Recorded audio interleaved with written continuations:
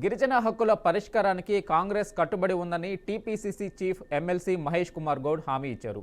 నాగార్జున సాగర్ విజయ విహార హోటల్లో నిర్వహించిన ఆదివాసీ శిక్షణ శిబిరంలో మహేష్ కుమార్ గౌడ్ పాల్గొన్నారు.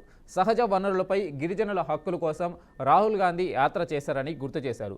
ప్రధానిగా రాహుల్ గాంధీ చూడాలని తమ కల అని, ఆ కల నెరవేర్చడం కోసం కాంగ్రెస్ కార్యకర్తలు సైనికులుగా పనిచేయాలని సూచించారు.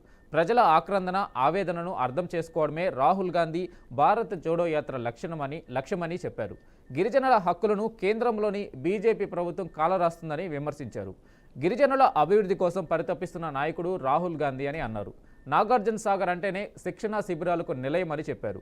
బుద్ధుడికి నిలయమైన నాగార్జున సాగర్లో గిరిజనులు శిక్షణా శిబిరం ఏర్పాటు చేయడం హర్షించదగ్గ విషయం అన్నారు. కాంగ్రెస్ పార్టీ ఆదివాసీల పరిరక్షణ కోసం ఎనలేని కృషి చేసిందని తెలిపారు టీపీసీసీ చీఫ్.